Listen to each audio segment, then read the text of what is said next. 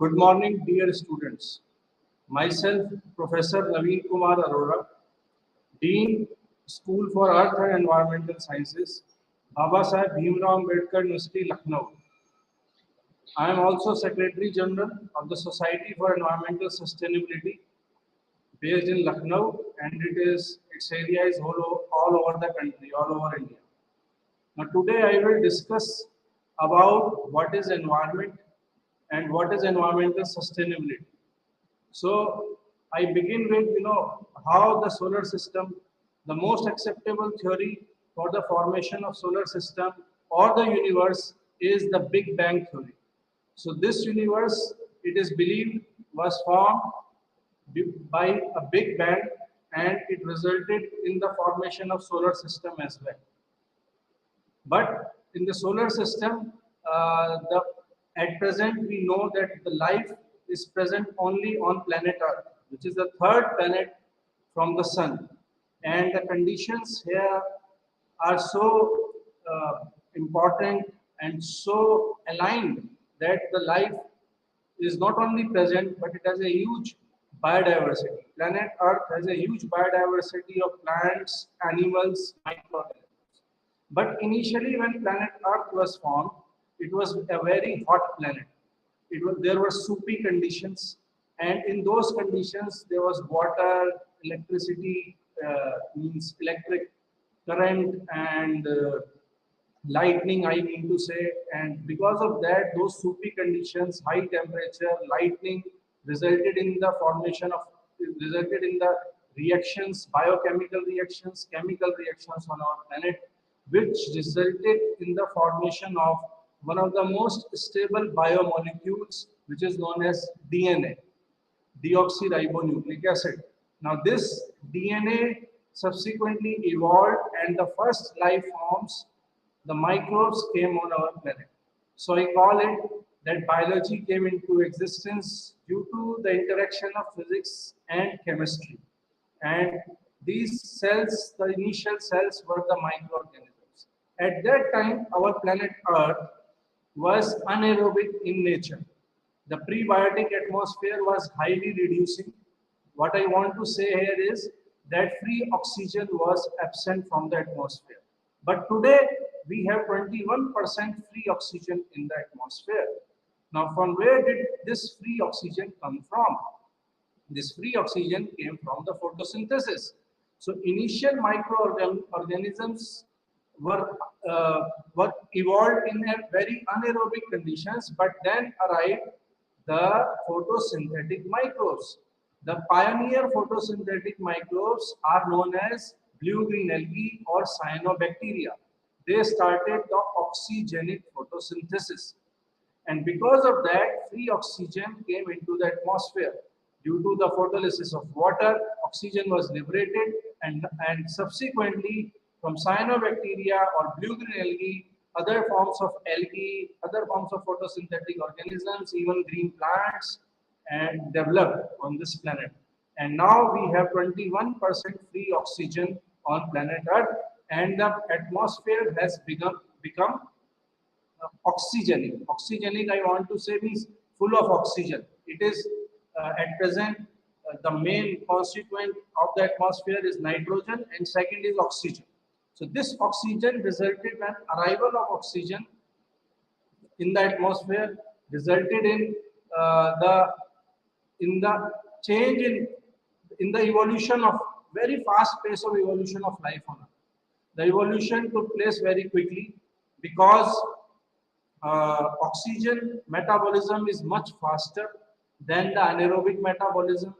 So evolution pace took a different pace altogether. And oxygen, due to oxygen, the evolution became very fast. And the huge biodiversity which we see on the planet Earth today, whether it is plants, microorganisms, or animals, including humans, is due to this revolution of evolution happening due to the arrival of oxygen into the atmosphere. Now, somewhere the evolution kept on going, and then came the humans, the Homo sapiens. Although primates, we evolved from primates, and now the Homo sapiens or the humans, we can say, control several things on this planet, on the environment of this planet. Now, this environment includes all those things like water, air, soil, atmosphere, all those things which surround us and give us, support us in our health, support us in our survival, support us in our multiplication. Us, I mean the plants, the animals, the microbes. This environment supports everyone to thrive, to multiply, to grow.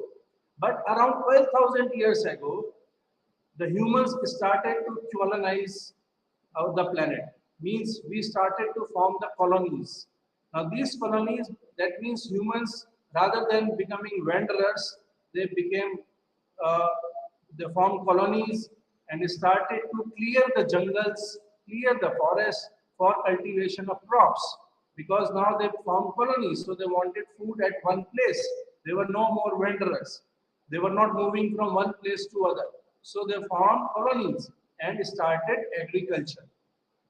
Now it is believed that scientists and the researchers and the environmentalists believe that this happened around 12,000 years ago. The colonization, the formation of colonies, human habitations on our planet, which resulted in the arrival of agriculture in a large way. Now, this agriculture took place around 10,000 years ago, and we started to clear the forests, the jungles, which started to result in the loss of biodiversity in our ecosystems, in our environment, on our planet. And around the year 1800, we started the industrial, we started the use of fossil fuels, resulting in it was the beginning of the industrial era. And around 1900, the industrial era became a very huge thing on this planet. The human-induced industrial era, where there was huge use of fossil fuels,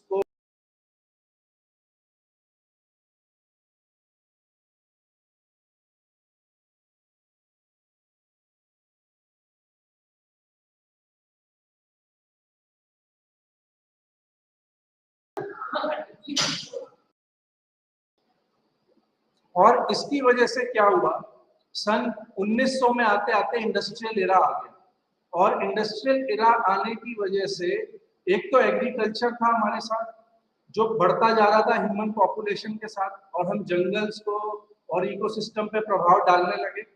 और जब industrial era का चरम आने लगा, बढ़ने लगा सन 1900 के around, तब इंडस्ट्रियल एरा के साथ हमारा फॉसिल फ्यूल यूज बहुत बढ़ता चला गया, और हमने 1900 आकर, सन 1900 पर आकर हम लोग कह देते हैं कि एंथ्रोपोसीन एरा की शुरुआत हुई। एंथ्रोपोसीन एरा मीन्स जो ह्यूमन एक्टिविटीज से इंड्यूस्ड एरा है, जहां पर ह्यूमन एक्टिविटीज का बहुत अच्छा प्रभाव है एनवायरमेंट। अच्छे से मेरा मतलब ये नहीं है कि बहुत अच्छे तरीके का प्रभाव है, मेरा मतलब है बहुत ज्यादा प्रभाव होने लगा ह्यूमन एक्टिविटीज का। एग्रीकल्चर के साथ इंडस्ट्रियलाइजेशन की वजह से ह्यूमन एक्टिविटीज का बहुत तेजी से प्रभाव पड़ने लगा एनवायरमेंट पर, इकोसिस्टम्स पर, और हम देखने लगे एक बहुत तेजी से बायोडाइवर्सिटी लॉस, जंगल का नष्ट होना, air pollution, soil pollution, water pollution, और ग्रीन हाउस गैस एमिशन बढ़ने लगा, जिसकी वजह से क्लाइमेट चेंज दिखने लगा।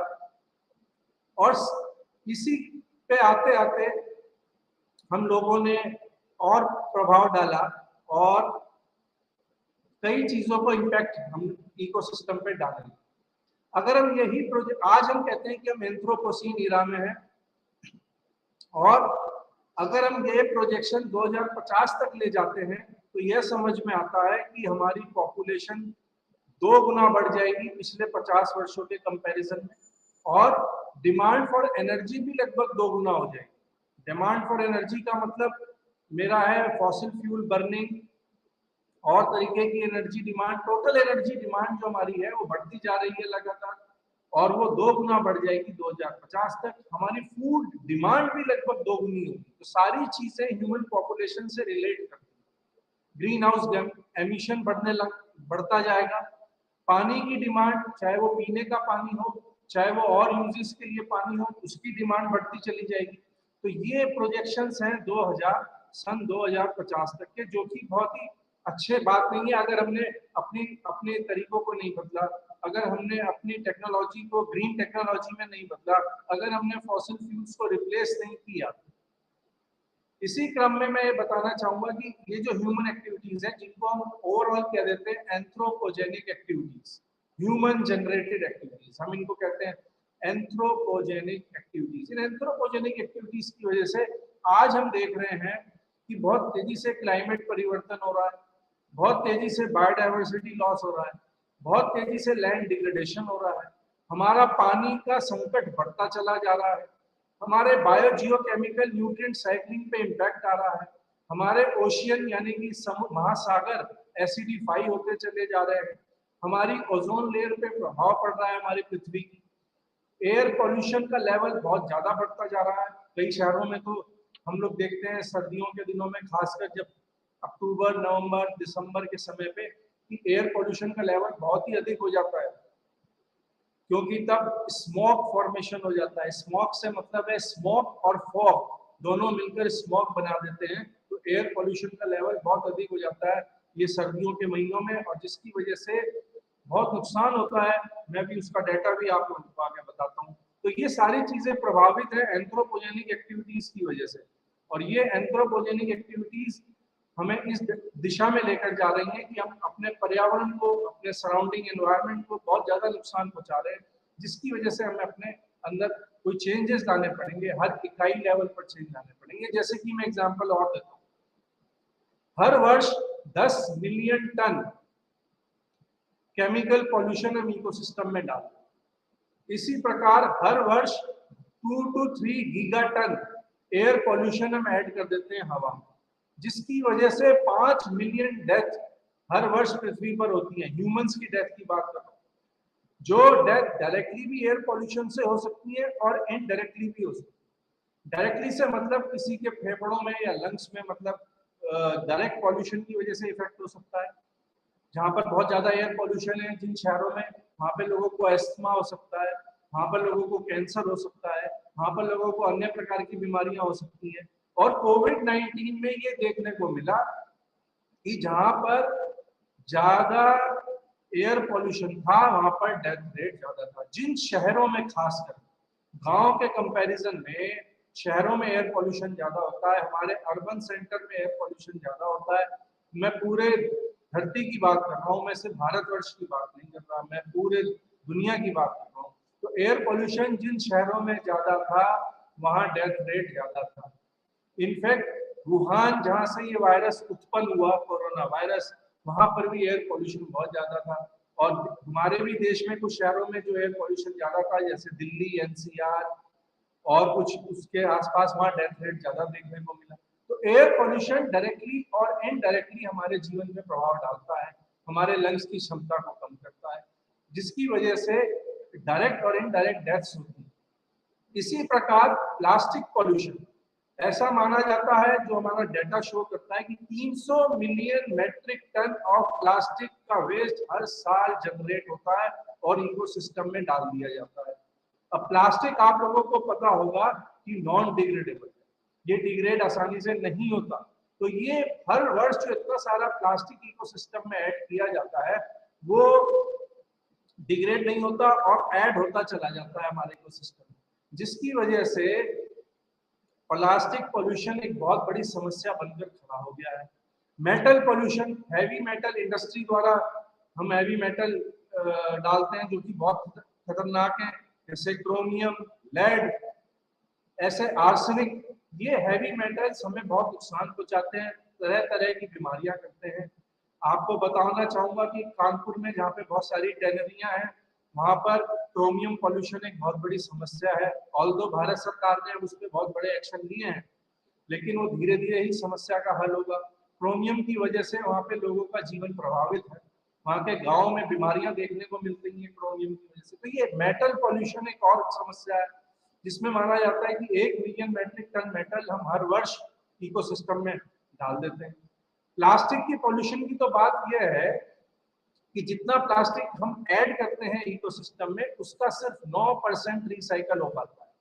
बाकी 91% प्लास्टिक इकोसिस्टम में हर साल ऐड होता चला जाता है।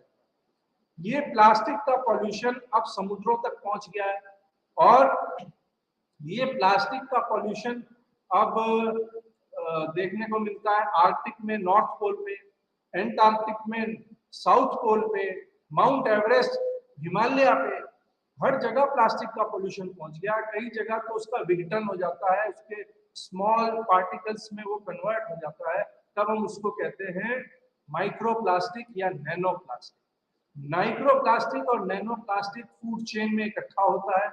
हमें पता है आज की ऐसे एनिमल्स में, जानवरों में जो नॉर्थ पोल पे पाए जाते हैं जैसे पोलर बियर, उनके अंदर भी प्लास्टिक और पेस्टिसाइड, माइक्रो प्लास्टिक और पेस्टिसाइड के अवशेष देखने को मिलते हैं, ऐसी रिसर्च बताती है।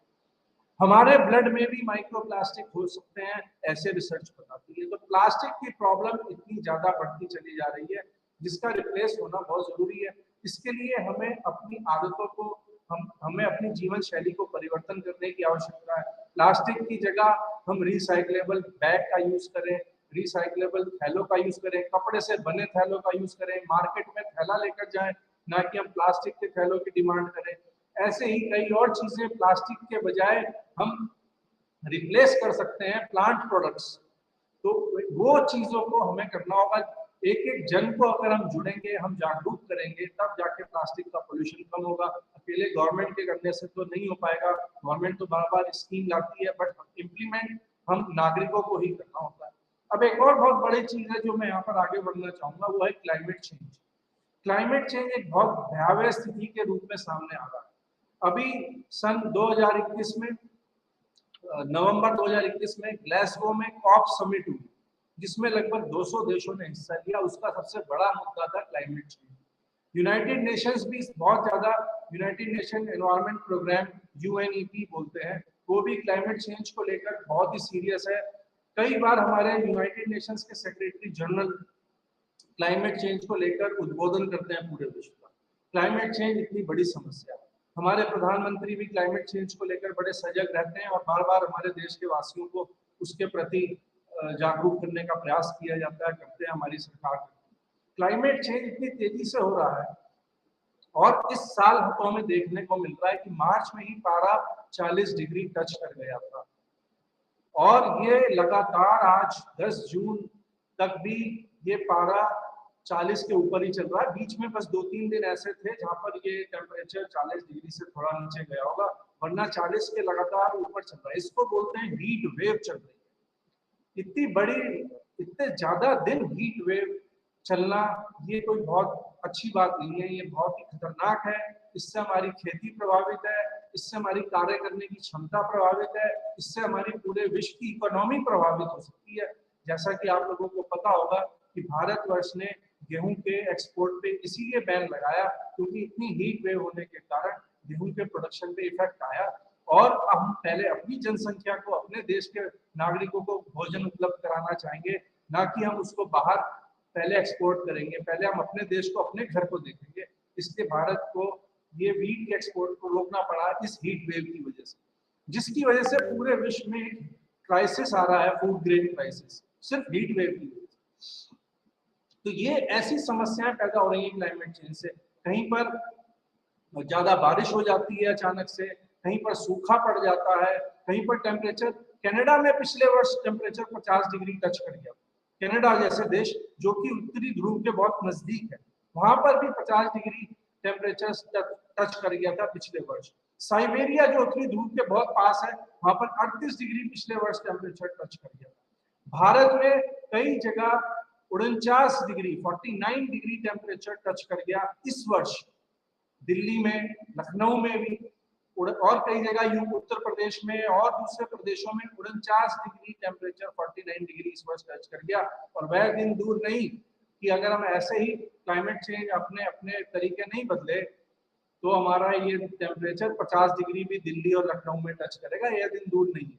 तो ये क्लाइमेट चेंज का सबसे बड़ा जो कारण है वो है carbon dioxide emission, CO2 emission, जो कि फॉसिल फ्यूल बर्निंग से इंडस्ट्रियलाइजेशन, पॉल्यूशन, एयर पॉल्यूशन, जो इंडस्ट्री अपना वेस्ट एयर में एयर पॉल्यूशन करती हैं, गैसेस छोड़ती हैं।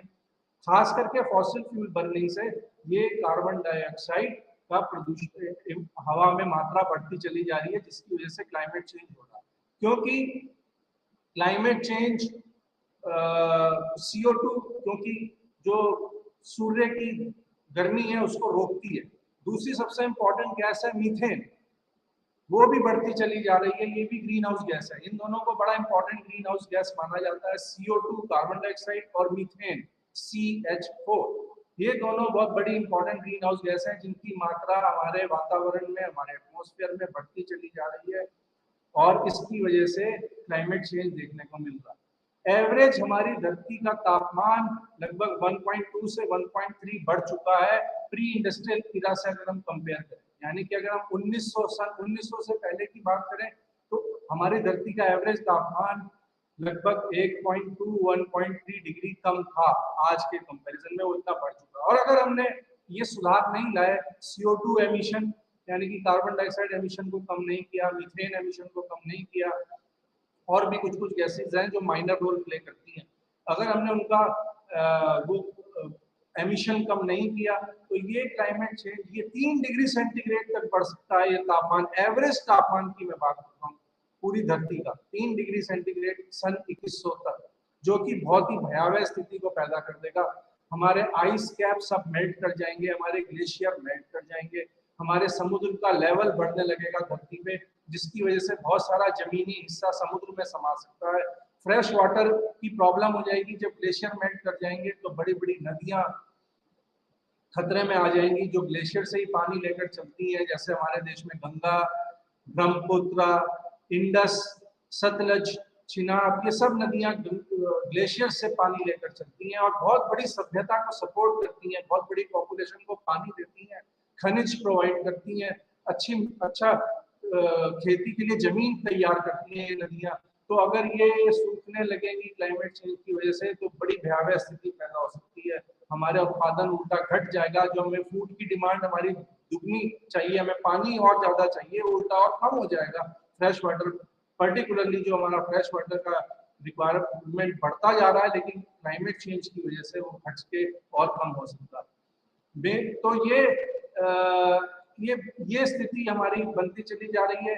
ये ग्रीन हाउस गैस एमिशन जो है ये मेनली इंडस्ट्रियल, ट्रांसपोर्ट और एनर्जी, जो बिल्डिंग्स में, इंडस्ट्री, ट्रांसपोर्ट और बिल्डिंग्स में जो एनर्जी इस्तेमाल होती है उसका 3/4 हिस्सा इस जो CO2 एमिशन हो रहा है, और एटमॉस्फेयर में हम लगातार CO2 को ऐड करते जा रहे हैं जो सबसे इंपॉर्टेंट ग्रीन हाउस गैस है, उसका 3/4 हिस्सा यानी कि अराउंड 75% हिस्सा उसका आता है इंडस्ट्री के एमिशन से, ट्रांसपोर्टेशन से, और बिल्डिंग्स में जो हम यूज करते हैं एनर्जी, जैसे ऑफिसेज में जो हमारे रहने की बिल्डिंग्स हैं, हाउसिंग सोसाइटीज हैं, या और बिल्डिंग्स हैं जहाँ पर अलग अलग प्रकार के ऑफिसेज हैं, वहाँ पे जो हम बिजली का इस्तेमाल करते हैं, वहाँ से 75% आता है ये CO2 एमिशन।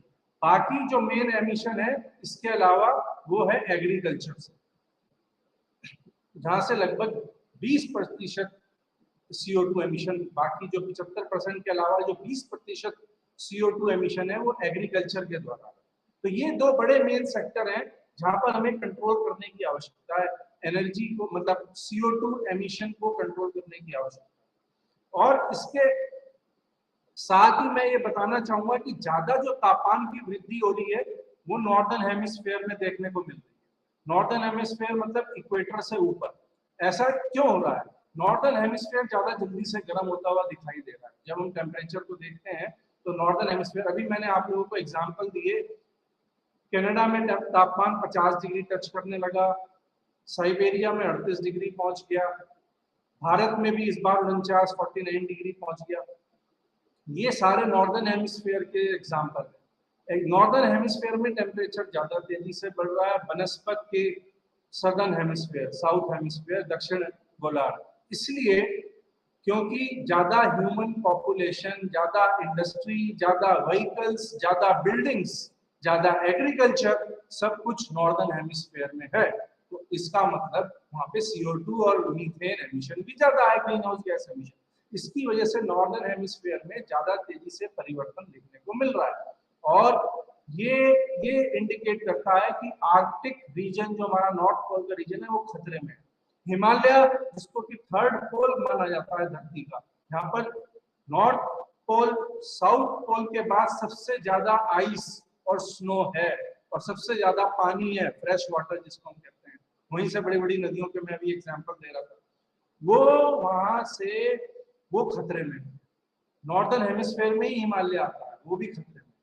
जब लखनऊ में तापमान 50 डिग्री के आसपास, दिल्ली तो हमारे से हिमालय बहुत पास है, लखनऊ और दिल्ली से हिमालय बहुत पास है, वहां भी वो गर्मी का प्रभाव है और ये वो क्लाइमेट चेंज का प्रभाव है और वहां पे भी ग्लेशियर बहुत तेजी से मेल्ट।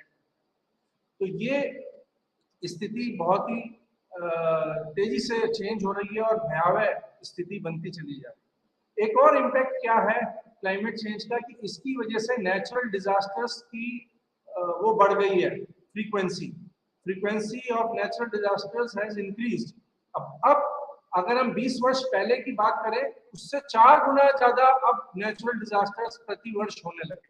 नेचुरल डिजास्टर्स में हम किसको मानते हैं? नेचुरल डिजास्टर्स में हम मानते हैं जैसे कि सूखा, बहुत हैवी रेन, साइक्लोन्स, जंगल फायर, फॉरेस्ट फायर, इनको हम नेचुरल डिजास्टर्स में मानते हैं कि ये नेचर में अपने आप होते हैं। साइक्लोन पैदा होते हैं, जैसे भारत में भी बहुत बड़ी कोस्टल लाइन है, तो हमारे अरेबियन सी एक तरफ है, एक तरफ बे ऑफ बंगाल है इसकी तरफ, और नीचे इंडियन ओशियन है। वैसे बे ऑफ बंगाल और अरेबियन सी भी इंडियन ओशियन का ही हिस्सा है, लेकिन यहाँ पे लगातार गर्मियों में साइक्लोन बनते हैं। तो देखा जा रहा है कि अब साइक्लोन बनने का दर बढ़ता चला जा रहा है, फ्रीक्वेंसी बढ़ रही है। इसी प्रकार ड्रॉट, सूखे का टाइम भी बढ़ता चला। अब आप देखिए कि मार्च से अब तक लगभग 90% कम बारिश हुई है नॉर्दर्न इंडिया में। उत्तरी भारत में मार्च से अब तक लगभग 90% कम बारिश हुई है। फरवरी के बाद बहुत ही कम बारिश हुई है। मार्च से लेकर मार्च, अप्रैल, मई, जून प्री मानसून शावर भी अभी तक हमारे यहाँ टच नहीं करे। ये इतनी कम बारिश, ये बहुत लंबा सूखे का स्पेल हो गया जिससे पानी का क्राइसिस। तो ये भी एक नेचुरल डिजास्टर है। ऐसे ही कभी बारिश होती है तो अचानक से बहुत तेज बारिश होने लगती है जिसको हम कहते हैं क्लाउड बर्स्ट हो गया। क्लाउड बर्स्ट का मतलब है कि अचानक से एक ही एरिया में इतनी ज्यादा बारिश हो जाती है कि वहां पर बाढ़ आ जाती है। ये हिमालय में तो बहुत कॉमन है क्लाउड बर्स्ट होना, जिसकी वजह से बहुत ही नुकसान होता है। कई बार पूरे के पूरे हिमालय के रीजन में गांव बह जाते हैं। सिर्फ हिमालय में नहीं, प्लेन्स में भी कई बार बाढ़ आ जाती है बहुत तेजी से और इसकी वजह से व्यापक नुकसान होता है। मैं सिर्फ भारत की बात नहीं कर रहा, और देशों में भी ये सारे नेचुरल डिजास्टर्स की संख्या बढ़ गई है, लेकिन सबसे ज्यादा प्रभावित देशों में भारत भी आता है और एशिया, साउथ एशिया आता है। ऑल्दो एग्जाम्पल पूरे विश्व में देखे जाते हैं जहाँ बड़े बड़े नेचुरल डिजास्टर्स पिछले 2-3 वर्षों में हुए। और मैं कुछ एग्जाम्पल यहाँ पे कोट करना चाहूंगा, बताना चाहूंगा कि केदारनाथ फ्लड 2013 में भारत में, जिससे बहुत ज्यादा नुकसान हुआ, 6000 से ऊपर लोगों की मृत्यु हो गई और कई उसको एक बहुत ही बड़ी त्रासदी के रूप में देखा गया। ऑस्ट्रेलिया में बुश फायर, जंगल फायर जिसे हम इंडिया में हम उनको फॉरेस्ट फायर कहते हैं, वहां पे लोग ऑस्ट्रेलिया में उसको बुश फायर कहते हैं। 1000 किलोमीटर से ऊपर के जंगल नष्ट हो गए जंगल की आग से। ये टेम्परेचर अगर तापमान बढ़ता जा रहा है तो उस हिसाब से जंगल में और लगने वाली आग की फ्रीक्वेंसी पूरे विश्व में बढ़ती चली जा रही है। अकेले ऑस्ट्रेलियन बुश फायर में 3 बिलियन एनिमल्स को नुकसान हुआ और 6 बिलियन हेक्टेयर जलकर जंगल खत्म हो गया। कई स्पीशीज हमेशा के लिए एक्सटिंक्ट हो गई। ऑस्ट्रेलियन बुश फायर जो कि लगभग 1.5 साल पहले हुई। साइबेरिया की हीट वेव का मैं एग्जांपल दे चुका हूं, 2021 में हुई, 38 डिग्री तापमान पहुंचा। यूरोप में हीट वेव आई जिसकी वजह से 70,000 लोगों की डेथ हुई सन 2019 में, डायरेक्टली और इनडायरेक्टली। और कनाडा में तापमान हीट वेव में 50 डिग्री के लगभग टच कर गया। यूरोप में पिछले वर्ष 2021 में भारी फ्लडिंग हुई, कई देश एक साथ, जिसमें जर्मनी, बेल्जियम और उनके आसपास के देश फ्लड्स में डूब गए और भारी नुकसान हुआ। बताया जाता है $25 बिलियन खाक हो गया सिर्फ फ्लड्स की वजह से। तो ये इकोनॉमी पे बहुत इम्पैक्ट डालते हैं ये डिजास्टर, और इनकी संख्या बढ़ती जा रही है।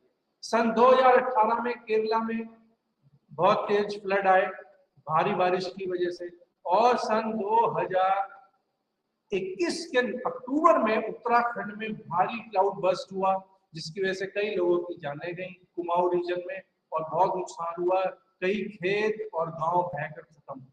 ये नेचुरल डिजास्टर्स बढ़ते चले जा रहे हैं क्लाइमेट चेंज की वजह से। इसको बोला तो नेचुरल डिजास्टर जाता है, लेकिन मैं भी एक एनवायरमेंटलिस्ट हूँ, मैं एक प्रोफेसर हूँ एनवायरमेंट का, मैं एक स्टूडेंट हूँ एनवायरमेंट साइंस का।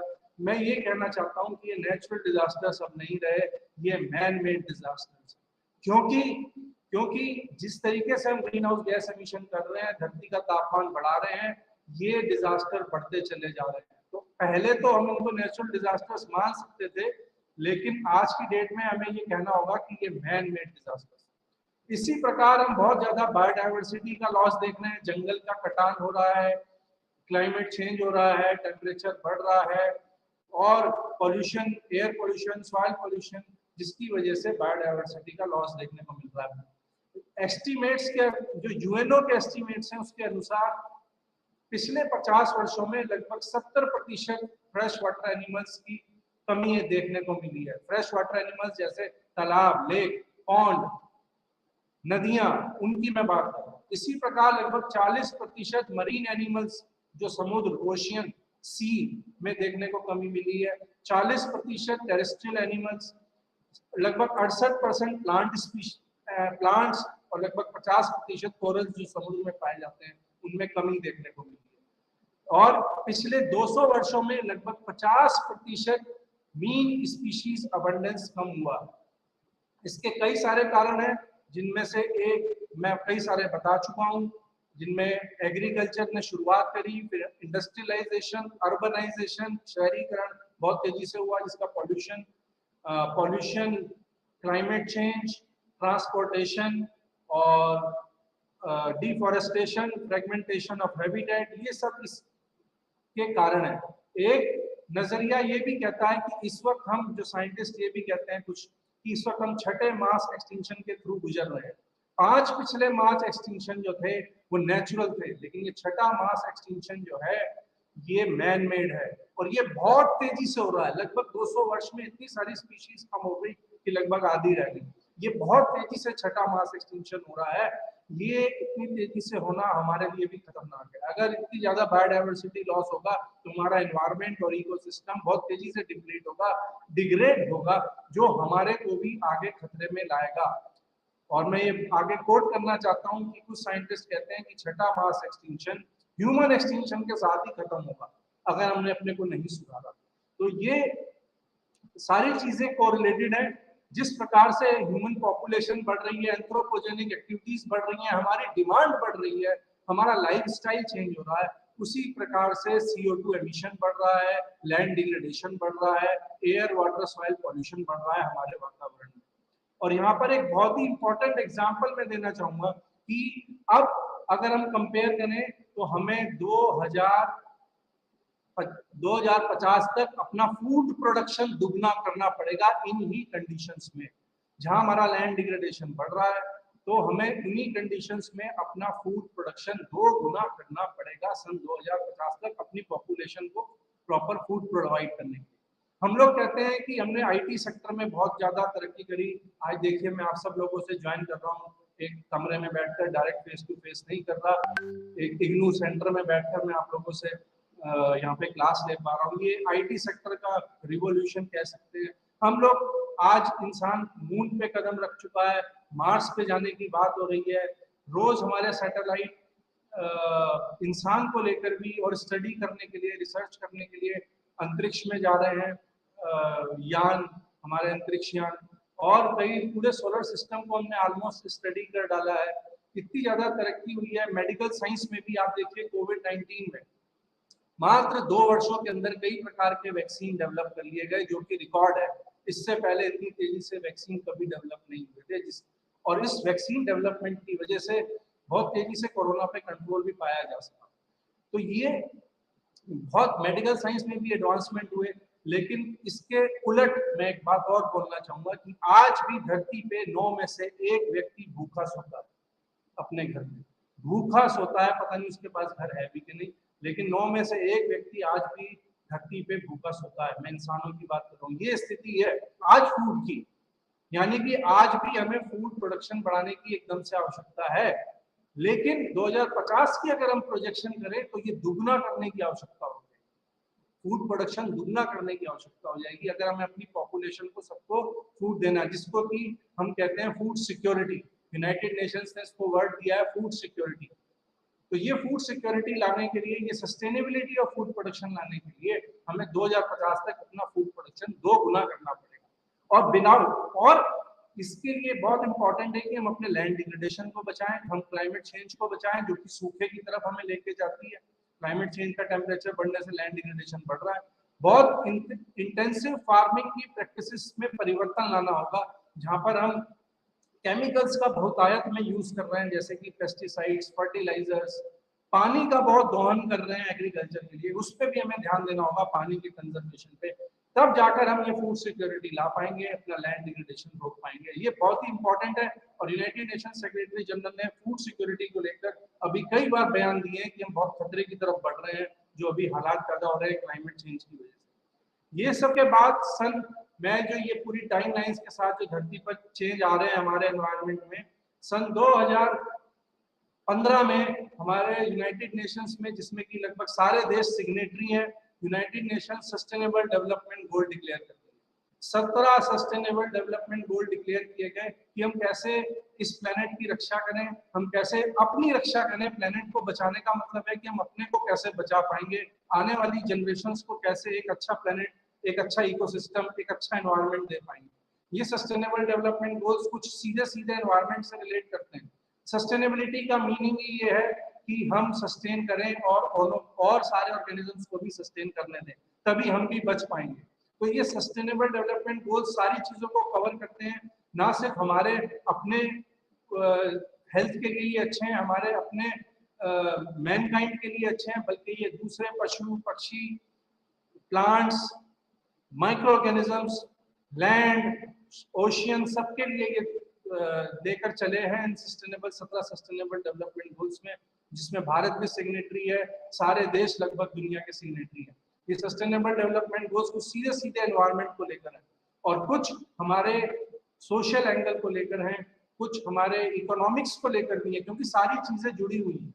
आप देखिए, अगर कहीं पर सूखा पड़ जाता है तो वहां पर लैंड डिग्रेडेशन होगा, वहां पर एग्रीकल्चर डिग्रेडेशन होगा, वहां पर इकोनॉमी गिर जाएगी, वहां पर क्राइम रेट बढ़ जाएगा, वहां पर बच्चों के स्कूल जाने की संख्या कम हो जाएगी, एजुकेशन पे इफेक्ट आ जाएगा, जेंडर इक्वलिटी पे इफेक्ट आ जाएगा, क्योंकि वहां लड़कियों को ज्यादा भेदभाव होने की समस्या बढ़ सकती है। और ऐसा देखा भी गया है कि अगर कहीं पर समस्या आती है, जैसे कोविड पेंडेमिक आया या कहीं पर सूखा पड़ता है, वहां पर इकोनॉमिक डाइट डाउन होती है, तो माँ बाप लड़की जो होती है उनकी बेटी को पढ़ने के लिए कम भेजते हैं, लड़कों को ज्यादा भेजने लगते हैं। मतलब लड़कों को तो फिर भी भेजते हैं, लड़कियों को कम कर देते हैं कि आप घर पे ही रुकिए, क्योंकि उनकी इकोनॉमिक उनको अलाउ नहीं करती। तो जेंडर इक्वलिटी तक पे प्रभाव पड़ता है। तो ये सस्टेनेबल डेवलपमेंट गोल्स सबको कवर करते हैं।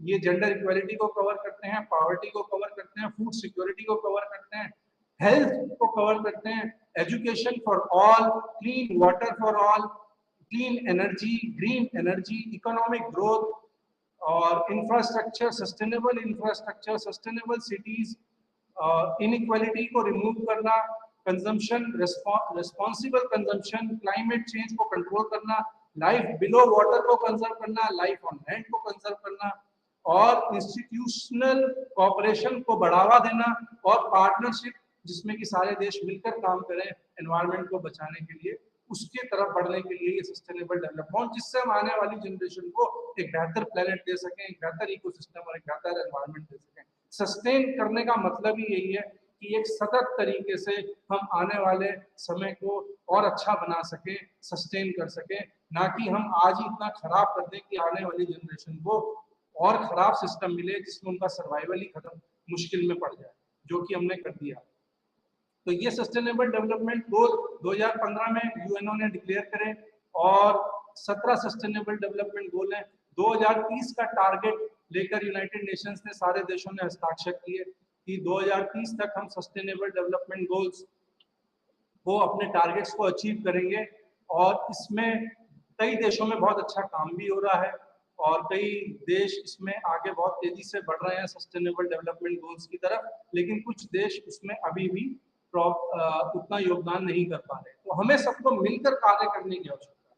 यहाँ पर एनवायरनमेंट, जैसे हम कहते थे कोविड वॉरियर, ऐसे ही मैं कहना चाहूंगा कि एनवायरनमेंट वॉरियर हर व्यक्ति को बनना पड़ेगा। इस धरती पे हर नागरिक को एनवायरनमेंट वॉरियर बनना पड़ेगा, मिलकर काम करना पड़ेगा। जागरूकता एनवायरनमेंट को लेकर हमें स्प्रेड करनी होगी, जैसे कोविड को लेकर जागरूकता स्प्रेड की गई जन जन तक, ऐसे ही जन जन तक कोविड-19 के तरह ही एनवायरनमेंट का जो पेंडेमिक, मैं तो इसको भी पेंडेमिक कहता हूँ, जो पिछले 100 वर्षों से हमारी धरती पर चल रहा है, इस पेंडेमिक को कंट्रोल करने के लिए भी हमें जागरूक होना पड़ेगा। मैं तो अपने ये रिक्वेस्ट करता हूँ कि हमारे एजुकेशन सिस्टम में प्राइमरी लेवल से ही एनवायरमेंटल साइंस को इंट्रोड्यूस कर दिया जाए, जिससे बच्चे तभी से एनवायरनमेंट की अहमियत को समझे, एनवायरनमेंट की इम्पोर्टेंस को समझे, संरक्षण हमारे कैसे संरक्षण किया जा सकता है, रिसोर्सेज का, नेचुरल रिसोर्सेज का, पानी का, जंगलों का, पशु पक्षियों का, उसको समझें उनकी इम्पोर्टेंस क्या है।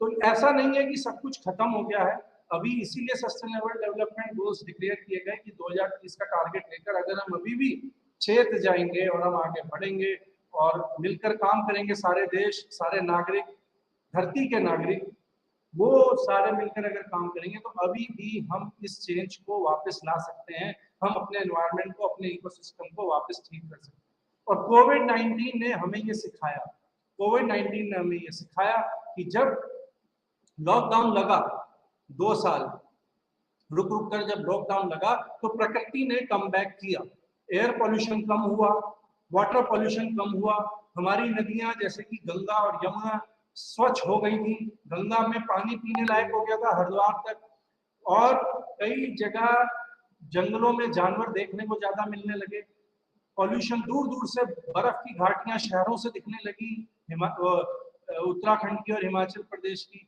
जहां से पहले दिखती भी नहीं थी क्योंकि एयर पॉल्यूशन बहुत कम हो गया था। इसलिए ये सीखने को मिला कि ऐसा किया जा सकता है, हम अपने एनवायरनमेंट को स्वच्छ कर सकते हैं। तो वही कुछ और टेक्नोलॉजीज हैं, biological technologies, green technologies, biotechnologies, जिसकी मैं अगले 15 मिनट में बात करूंगा, वो हम अगर अपनाएंगे तो हमारा ये एनवायरनमेंट सुधर सकता है आने वाले समय में, जिसकी तरफ काम भी चल रहा है, ग्रीन टेक्नोलॉजीज की हम बात। तो ग्रीन टेक्नोलॉजीज में सबसे बड़ा मैंने बोला एनर्जी का बहुत ज्यादा योगदान है। एनर्जी 75% जो हमारा एयर पोल्यूशन हो रहा है, CO2 गैस एमिशन हो रहा है, वो एनर्जी सेक्टर से और इंडस्ट्रियल सेक्टर से आता है। तो एनर्जी को ग्रीन एनर्जी में कन्वर्ट करना बहुत आवश्यक हो गया, जिसमें कई देशों पे, यूनाइटेड नेशंस भी इसको लेकर बहुत सीरियस है, COP26 मीटिंग हुई थी, पेरिस एग्रीमेंट हुआ था, और अभी भारत में भी इसको लेकर बहुत सजगता है कि हम अपनी एनर्जी को ग्रीन एनर्जी की तरफ चले, कन्वर्ट करें। ग्रीन एनर्जी क्या है? ग्रीन एनर्जी है जैसे इथेनॉल, जो एग्रीकल्चर वेस्ट से हम इथेनॉल बनाते हैं, वो एक एग्जांपल है ग्रीन एनर्जी, वो CO2 एमिशन को बहुत कम कर सकता है। ऐसी ग्रीन एनर्जी है हाइड्रोजन, ऐसी ग्रीन एनर्जी है सोलर एनर्जी, ऐसी ग्रीन एनर्जी है विंड एनर्जी। तो हमें इन ग्रीन एनर्जी की तरफ मूव करना पड़ेगा, हमें फॉसिल फ्यूल बर्निंग को कम करना पड़ेगा। और मैं आपको ये बताना चाहता हूँ कि कई देश इसकी तरफ बहुत तेजी से बढ़ रहे हैं और हमारा देश भी इस तरफ बहुत स्ट्रॉन्ग स्टेप ले रहा है। मैं कल ही प्रधानमंत्री, हमारे माननीय प्रधानमंत्री का बात सुन रहा था, तो वो बता रहे थे कि ग्रीन एनर्जी की तरफ भारतवर्ष ने बहुत तेजी से कदम उठाए हैं पिछले कुछ सालों में। तो ये ग्रीन एनर्जी हमें बचा सकती है, CO2 एमिशन को बहुत तेजी से कम कर सकती है। इसके टारगेट्स बनाकर जो सस्टेनेबल डेवलपमेंट गोल्स में भी है, उनको हमें ग्रीन एनर्जी की तरफ बढ़ना होगा। दूसरा क्या है? Natural solution. हमें नेचर बेस्ड सॉल्यूशन पे जाना पड़ेगा, हमें नेचर बेस्ड सॉल्यूशन ढूंढने होंगे, वो सॉल्यूशन जो सस्टेनेबल है। जो चीजें ज्यादा कार्बन एमिशन करती हैं उन पे टैक्स बढ़ाना चाहिए, जो चीजें कार्बन एमिशन के pollution, air pollution, soil pollution या वाटर पॉल्यूशन ज्यादा करके बनती हैं वो प्रोडक्ट, उन पे टैक्स बढ़ाना चाहिए। और जो चीजें नेचुरल या ग्रीन है, जो CO2 एमिशन या और कोई पॉल्यूशन नहीं करती, उनको टैक्स कम करना चाहिए। और ये जो टैक्स का कलेक्शन है, इस टैक्स से हमें कुछ हिस्सा एनवायरनमेंट के लिए, कंजर्वेशन के लिए, या नई रिसर्च के लिए, ग्रीन टेक्नोलॉजी की रिसर्च के लिए, या ग्रीन मेथड्स को डेवलप करने के लिए इस्तेमाल करना चाहिए। ये एक और तरीका है जिसके बाद काफी वर्क हो रहा है। कई बड़ी बड़ी कंपनियों का अगर आप सुने, जैसे एप्पल है, यूनाइटेड स्टेट्स में एप्पल के फोन आते हैं, एप्पल के लैपटॉप आते हैं, वो ये कहते हैं कि हमारा जीरो कार्बन इंडस्ट्री है, जीरो कार्बन, हम कार्बन एमिट नहीं करते उतना जितना हम यूज करते हैं, यानी कि हमारा लेवल आ गया है जीरो कार्बन। तो हमें जीरो कार्बन की तरफ मूव करना पड़ेगा कि हम CO2 एमिशन को कम करें, या जितना CO2 एमिशन करते हैं उतना ही वापस सीक्वेस्टर करें, वापस लें, जिससे कि वो CO2 लेवल और ना बढ़े। तो ये कैसे पॉसिबल होगा CO2 लेवल को जीरो करना और ना बढ़े? एक और तरीका है कि हम प्लांटेशन बहुत तेजी से बढ़ाएं, जंगलों की रक्षा करें और प्लांटेशन बढ़ाएं, समुद्र में पॉल्यूशन ना करें, समुद्र की भी रक्षा करना इसका एक हिस्सा है, क्योंकि 3/4 हमारा प्लेनेट समुद्र से है, 3/4 हमारे प्लेनेट पर महासागर और समुद्र, तो उनकी भी रक्षा करना है। वहां पे बहुत ज्यादा पोल्यूटेंट डंप किए जा रहे हैं प्रेजेंट, बहुत ज्यादा pollutants, industrial pollutants, plastic, heavy metal dump किए जा रहे हैं, तो उनको रोकना होगा, कम करना होगा, क्योंकि मैं आपको बताऊं हर दूसरी जो ऑक्सीजन की सांस हम ले रहे हैं वो समुद्र से आ रही है, क्योंकि 3/4 धरती समुद्र से कवर्ड है, वहां पे भी फोटोसिंथेसिस होता है। तो ये समुद्र के पोल्यूशन को रोकना होगा। हमें उन टेक्नोलॉजीज में निवेश करना होगा जो ग्रीन है, चाहे कोई भी देश हो, चाहे कोई भी देशों में ऐसी पॉलिसी बनानी पड़ेगी कि हम उन टेक्नोलॉजीज में निवेश करें जो कि ग्रीन है, तो हमारा आगे अच्छा होगा। जैसे मैं आपको बताता हूँ, बायो एग्रीकल्चर की अगर हम बात करते हैं तो हमें केमिकल फर्टिलाइजर्स और केमिकल पेस्टिसाइड्स को धीरे धीरे रिप्लेस करना होगा बायो फर्टिलाइजर्स और बायो पेस्टिसाइड्स। तो हम अपनी लैंड डिग्रेडेशन को रोकेंगे। पेस्टिसाइड्स बहुत ज्यादा नुकसान पहुंचाते हैं सॉइल और इकोसिस्टम को और ह्यूमंस को भी। एक तो वो बायो मैग्निफिकेशन करते हैं फूड चेन में, बीमारियां करते हैं, बायोडाइवर्सिटी लॉस करते हैं और ह्यूमंस तक पहुंचकर बीमारियां करते हैं। कैंसर, ट्यूमर, ये आज पेस्टिसाइड्स की वजह से बहुत ज्यादा बढ़ गया। किडनी फेलियर और कई सारे फेलियर्स, वाइटल ऑर्गन्स में प्रॉब्लम्स पेस्टिसाइड्स की वजह से बहुत ज्यादा बढ़ गया। तो इसकी हमें रिप्लेस करना होगा बायो पेस्टिसाइड्स, बायो फर्टिलाइजर्स। और मैं आपको ये बताना चाहूंगा कि बायो पेस्टिसाइड्स और बायो फर्टिलाइजर्स का इस्तेमाल भारतवर्ष में और कई देशों में भी बहुत तेजी से बढ़ रहा है, जिसकी वजह से हम अपनी मिट्टी का संरक्षण कर पा रहे हैं। मिट्टी में बहुत सारे यूजफुल माइक्रोब्स होते हैं जो प्लांट्स को हेल्प करते हैं। कोई नाइट्रोजन फिक्स करता है, कोई फॉस्फेट सोल्यूबलाइज करता है। अगर हम ये बायो फर्टिलाइजर और बायो पेस्टिसाइड का यूज करेंगे तो वो माइक्रोब्स संरक्षित रहेंगे। अगर हम केमिकल पेस्टिसाइड डालते जाएंगे जो कि बहुत हानिकारक है, तो ये जो यूजफुल माइक्रोब हैं जो मिट्टी में नाइट्रोजन फिक्स करते हैं, फॉस्फेट स्टेबलाइज करते हैं और नाना प्रकार से प्लांट पेड़ पौधों को सहायता करते हैं, वो खत्म होते चले और मिट्टी डिग्रेड होती चली। तो ये एक ऐसे में एग्जांपल दे रहा हूँ ग्रीन टेक्नोलॉजी। जैसे ही बायोप्लास्टिक्स भी प्लास्टिक का एक ऐसा फॉर्म है जो डिग्रेडेबल है। ये एग्री वेस्ट से बनते हैं बायोप्लास्टिक्स। ये बैक्टीरिया और माइक्रोब्स की हेल्प से भी बनाए जा सकते हैं और कई जगह पे ऑलरेडी बायोप्लास्टिक बनाने शुरू कर दिए गए, जहां पर आप ऐसे प्लास्टिक की बात करते हैं कि बायोप्लास्टिक का मतलब कि आपने उसको यूज किया और थ्रो कर दिया तो वो डिग्रेड हो जाए। ये अब पॉसिबल है, ऑलरेडी एग्री वेस्ट से ये बनाया जा रहा है। मैं एग्जांपल अपनी लैब का दूंगा। हमारी लैब में भी ऐसे पत्तल और दोने बनाए जाते हैं जो प्लास्टिक फ्री हैं, अपने उससे बनाते हैं हम लोग एग्री वेस्ट, और उसको अगर यूज करके जो जैसे पिकनिक मनाने लोग जाते हैं, अभी मैं केदारनाथ और बद्रीनाथ का देख रहा था, लोग वहां पर गए दर्शन करने और बहुत सारा प्लास्टिक वेस्ट वहां छोड़कर आ गए। माउंट एवरेस्ट के फोटोग्राफ मेरे पास है जहाँ पर प्लास्टिक और मेटल पड़ा हुआ है। तो वहां पर बायोडिग्रेडेबल चीजें लेके जाएं लोग। जैसे नेशनल पार्क्स, भारत में इतने अच्छे अच्छे नेशनल पार्क है, Corbett national park, Dudhwa national park Uttar Pradesh, Ranthambore national park, Kanha national park. ये नेशनल पार्क में जब लोग टूरिस्ट जाते हैं तो प्लास्टिक ना लेकर ये डिग्रेडेबल बायोप्लास्टिक लेकर जाएं, उसका इस्तेमाल करें, या कपड़ों का थैला लेकर जाएं, तो चेंज हर जगह से आएगा। फिर एक और तकनीक है बायो रिमीडिएशन। बायो रिमीडिएशन से हम माइक्रोब्स और प्लांट्स की हेल्प से जहां पर ऑलरेडी पॉल्यूशन हो चुका है उसको ठीक करते हैं। ये बहुत ही एक बहुत अपकमिंग टेक्नोलॉजी है जिसमें माइक्रोब्स के और पेड़ पौधों के इस्तेमाल से हम पॉल्यूशन को रिमूव करने की कोशिश करते हैं। बहुत सक्सेस स्टोरीज हैं, बहुत जगह सक्सेस देखने को मिलती है। बहुत ऑयल स्पिल जैसे हो जाते हैं ओशियन में, समुद्र में कई बार तेल बिखर जाता है, कोई टैंकर का एक्सीडेंट हो गया या पाइपलाइन फट गई तो जो ये फॉसिल फ्यूल है ये समुद्र में बिखर जाता है या नदियों में बिखर जाता है या मिट्टी में बिखर जाता है। तो ये ऑयल बहुत खतरनाक होता है, ये लेयर बना लेता है पानी के ऊपर, सतह के ऊपर, जिसकी वजह से ऑक्सीजन को कट ऑफ कर देता है, सनलाइट को कट ऑफ कर देता है। लेकिन अब हमारे पास टेक्नोलॉजी है जहां माइक्रोब उस पूरे तेल को खा जाते हैं, डिग्रेड कर देते हैं। तो ये टेक्नोलॉजी को हम कहते हैं बायो रिमीडिएशन, जिसकी में माइक्रोब्स और प्लांट्स की हेल्प से जो ऑलरेडी पॉल्यूटेड और डिग्रेडेड इकोसिस्टम है उसको हम ठीक करते हैं। मैं बाबा साहेब भीमराव अम्बेडकर यूनिवर्सिटी में हमारी लैब में भी बायो रिमीडिएशन पे बहुत ज्यादा काम होता है।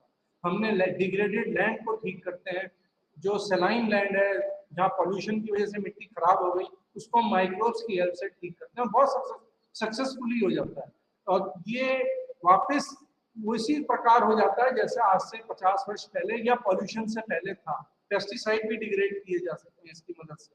तो ये बायो रिमीडिएशन एक बहुत अच्छी टेक्नोलॉजी है जिसमें हम माइक्रोब्स और पेड़ पौधों का इस्तेमाल करके पॉल्यूटेंट्स को रिमूव कर सकते हैं और अपने इकोसिस्टम को ठीक कर सकते हैं। ये टेक्नोलॉजी बहुत तेजी से बढ़ रही है।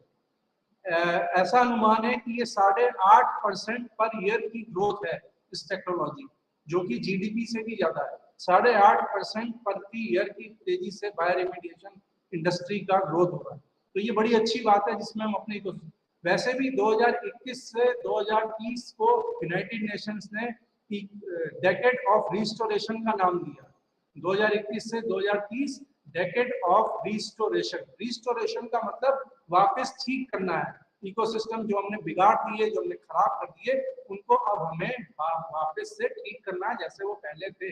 वहाँ पे बायोडाइवर्सिटी वापस आ जाए, वहाँ पर मिट्टी की क्वालिटी इंप्रूव हो जाए, पानी है तो वाटर बॉडीज इंप्रूव कर जाए, वो वापस पॉल्यूशन फ्री हो जाए। इसलिए इसका नाम दिया गया डिकेड ऑफ रिस्टोरेशन। ये डिकेड ऑफ रिस्टोरेशन बहुत इंपॉर्टेंट है। इसका मतलब ये है कि हम इतना खराब कर चुके हैं अभी पीछे कि अब हमें रिस्टोर करना है। अब सिर्फ बात कंजर्वेशन की नहीं रही, सिर्फ कंजर्व करना है, कंजर्व तो करना ही है, लेकिन अगर कोई इकोसिस्टम खराब हो चुका है, एक लेवल से ज्यादा खराब हो चुका है, तो उसको कंजर्व करके हम क्या करेंगे? अगर लैंड डिग्रेडेशन हो चुका है, वहां पर यूजफुल माइक्रोब्स है नहीं, वहां पर यूजफुल बायोडाइवर्सिटी है नहीं, वहां पर हनी बीज है नहीं, वहां पर इंसेक्ट्स है नहीं, वहां पर चिड़िया है नहीं जो पॉलिनेशन में हेल्प करते हैं, जो इकोसिस्टम को पूरा कंप्लीट करते हैं। अगर वो सब है ही नहीं तो उस इकोसिस्टम को कंजर्व कर हम क्या करेंगे? इसीलिए उसको रिस्टोर करना है। तो इसलिए यूनाइटेड नेशंस ने 2021 से 2030 को बोला है कि ये डिकेड ऑफ रिस्टोरेशन है। यहाँ पर हमें वो सारे इकोसिस्टम जो प्रभावित हैं, जो खराब हो चुके हैं, जो डिग्रेड हो चुके हैं, उनको रिस्टोर करना है। और बायो रिमीडिएशन इसमें बहुत इंपॉर्टेंट रोल प्ले कर सकता है। ये एक नेचुरल ग्रीन टेक्नोलॉजी है, इको फ्रेंडली टेक्नोलॉजी है, जिसमें हम नेचर से ही लिए हुए माइक्रोब्स और पेड़ पौधों को इस्तेमाल करके इकोसिस्टम को ठीक करते हैं। तो ये एक और यहाँ पर मैं बात करना चाहूंगा, जो फूड सिक्योरिटी की बात हो रही थी कि हमें अपनी डाइट पे भी बहुत ध्यान देना है। देखिए, हमें अपनी दिनचर्या पे ध्यान देना है। अगर हमें एनवायरनमेंट को अपने चारों तरफ ठीक करना है तो एक एक इंसान को अपने अंदर परिवर्तन लाने की जरूरत है। हमें प्लास्टिक पॉल्यूशन को कम करना है, हमें मैक्सिमम तरीके से डिग्रेडेबल चीजों को यूज करना है, और उसी कड़ी में फूड की भी बात है। हम ज्यादा इंपोर्ट करके फूड ना खाएं, लोकल फूड को बढ़ावा दें, ये भी बहुत इंपॉर्टेंट है। इससे ग्रीन हाउस गैस एमिशन घटता है, इससे लोकल इकोनॉमी को फायदा होता है। सस्टेनेबल फूड वही है जो लोकल है। वैसे भी लोकल फूड हमारी इम्यून सिस्टम को इम्प्रूव करता है, क्योंकि लोकल फूड जो डेवलप होता है किसी गांव में, हमारे ही क्षेत्र में, हमारे ही गांव में, हमारे ही शहरों के आसपास, वो वहाँ की क्लाइमेट के अनुरूप है। तो वो फूड, जैसे गर्मियों में हमें अलग तरीके के फूड मिलते हैं, गर्मियों में हमें आम मिलता है, गर्मियों में हमें खरबूजा मिलता है, गर्मियों में हमें तरबूज मिलता है, गर्मियों में हमें अलग प्रकार की दालें मिलती हैं, चावल मिलता है, सर्दियों में हमें फिर एप्पल मिलने लगता है, सर्दियों में हमें और तरीके के फ्रूट्स और वो मिलने लगते हैं, अनाज, जैसे मटर, बंद गोभी, फूल गोभी, मेथी, ये सब मिलने लगते हैं। तो वो अलग अलग है, वो क्लाइमेट के अनुरूप है। तो अगर हम वैसा फूड लेंगे जो क्लाइमेट के अनुरूप है और लोकल है, वो हमें ज्यादा अच्छी डाइट देगा, ज्यादा इम्यूनिटी देगा। और कोविड-19 में तो ये बताया, ये हमें पता चल गया कि इम्यूनिटी स्ट्रॉन्ग रखना बहुत इंपॉर्टेंट डेवलपमेंट है। तो लोकल फूड का अगर हम सेवन करेंगे, एक तो हम इकोनॉमी को बढ़ाएंगे, ग्रीन हाउस गैस एमिशन को कम करेंगे और अपनी सेहत को भी अच्छा रखेंगे। तो लोकल फूड की बात यह है कि हमें इंपोर्ट कम करना पड़ता है, तो इंपोर्ट कम करने से हमारी इकोनॉमी स्ट्रॉन्ग होगी।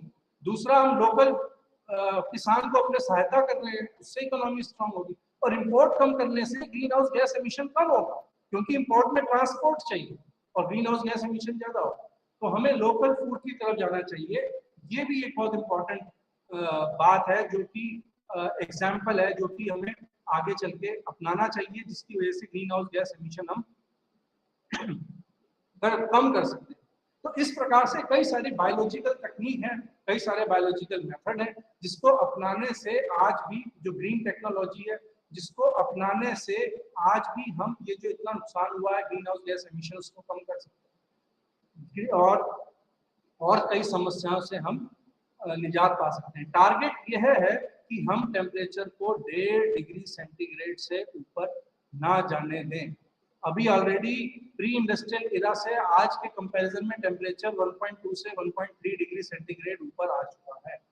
लेकिन अगर ये 1.5 सेंटीग्रेड अभी target United Nations sustainable development goals या COP26 या पेरिस एग्रीमेंट, उसमें टारगेट ये है कि 1.5 डिग्री सेंटीग्रेड से ज्यादा टेम्परेचर को ऊपर हम ना जाने दें, उसी के अंदर ही रखें, उसी के अंदर कंट्रोल करें। क्योंकि अभी से ही 1.5 डिग्री में ही इतनी ज्यादा नुकसान देखने को मिल रहे हैं, तो अगर 1.5 डिग्री से ऊपर चला जाता है टेम्परेचर, एवरेज टेम्परेचर धरती का, तो उससे तो और भयावह स्थिति क्रिएट हो सकती है। तो इस सब को ध्यान में रखते हुए मैं ये बातें बोल रहा हूँ कि ये किया जा सकता है, आज की डेट में भी ये किया जा सकता है। और लास्ट में मैं अपनी इस टॉक को खत्म करने से पहले मैं ये कहना चाहूंगा कि हमारे पास कोई और प्लेनेट नहीं है। हमारे पास एक धरती है, जिसको हम धरती माँ कहते हैं, बाकी लोग भी इसको मदर अर्थ कहते हैं। सभी ने धरती को माँ का दर्जा दिया है, क्योंकि यही हमें जिंदा रखती है, यही हमें आगे बढ़ने को देती है। यहीं पे हम रहते हैं, यहीं पर सारे जीव जंतु और भी हैं जो हमें सपोर्ट करते हैं और यहाँ पर रहते हैं। तो यूनाइटेड नेशंस के सेक्रेटरी जनरल को मैं कोट करता हूँ, there is no plan B because there is no planet B. हमारे पास और कोई प्लेनेट नहीं है, हमारे पास और कोई इसलिए प्लान भी नहीं है। हमें इसी को संरक्षण करना पड़ेगा, इसी को ठीक करना पड़ेगा। यही हमारा घर है, यही हमारी जगह है, जहाँ पर हमें आने वाली जनरेशंस की, हमारे ह्यूमंस की और दूसरे प्लांट्स और एनिमल्स की रहेंगी। हमें सबको जीवित रहने का मौका देना चाहिए। हर पेड़, हर पशु, हर पक्षी, every plant, animal and micro species, inclusiveness होनी चाहिए। सबको ग्रो करने का, मल्टीप्लाई करने का मौका देना चाहिए। और एक और बात जो यूनाइटेड नेशन के सेक्रेटरी जनरल ने जस्ट 3-4 दिन पहले कही, ending hunger is within our reach, यानी कि हम हंगर को खत्म कर सकते हैं, भूख को। But unless we solve this problem today, we face the spectre of global food shortage in coming months. लेकिन अगर हमने ये प्रॉब्लम सॉल्व जल्दी से नहीं करी, तो आगे और समस्या विभस्त रूप ले सकती है। Our only chance of lifting millions of people out of hunger is to act together urgently and with solidarity. हमें मिलकर काम करना होगा, साथ साथ काम करना होगा। हर एक नागरिक को इस धरती पर अपना योगदान देना होगा। हमें जागरूक करना होगा आसपास के लोगों को। मैं कहता हूं कि जैसे कि फिर से रिपीट करता हूं, जैसे कोविड-19 में कोविड वॉरियर डॉक्टर्स को, नर्सेस को कहा जाता था, पुलिस वालों को, ऐसे ही एनवायरनमेंट के लिए हर नागरिक को और खास करके एनवायरमेंटल साइंस के स्टूडेंट को एनवायरमेंटल वॉरियर बनना होगा। ना सिर्फ खुद जागरूक होकर उसको प्लेनेट की रक्षा करनी होगी, बचाना होगा हमारे वृक्षों को, जंगल को, जीव जंतुओं को, बल्कि और लोगों को भी जागरूक करना होगा। हम कई सारे ऐसे तरीकों से सबको जागरूक कर सकते हैं। हम प्लांटेशन बढ़ा सकते हैं, हम व्हीकल का पूलिंग कर सकते हैं, हम ज्यादा पैदल चल सकते हैं, जिससे हमारी सेहत के लिए भी अच्छा है और पोल्यूशन भी कम होगा। हम मिलकर आगे बढ़ सकते हैं। हम मैंने कहा प्लास्टिक को रिप्लेस कर सकते हैं रिसाइक्लेबल क्लोथ्स या और चीजों से। ऐसे अगर हम स्टेप्स लेंगे तो हम जरूर अपने प्लेनेट को ग्रीन कर सकते हैं। आज की क्लास के लिए इतना ही। मैं आप सब लोगों को नमस्कार कहूँगा और धन्यवाद देना चाहूँगा कि, और इग्नू सेंटर को भी मैं धन्यवाद देना चाहूँगा जिन्होंने मुझे आमंत्रित किया इस टॉक को देने के लिए। नमस्कार।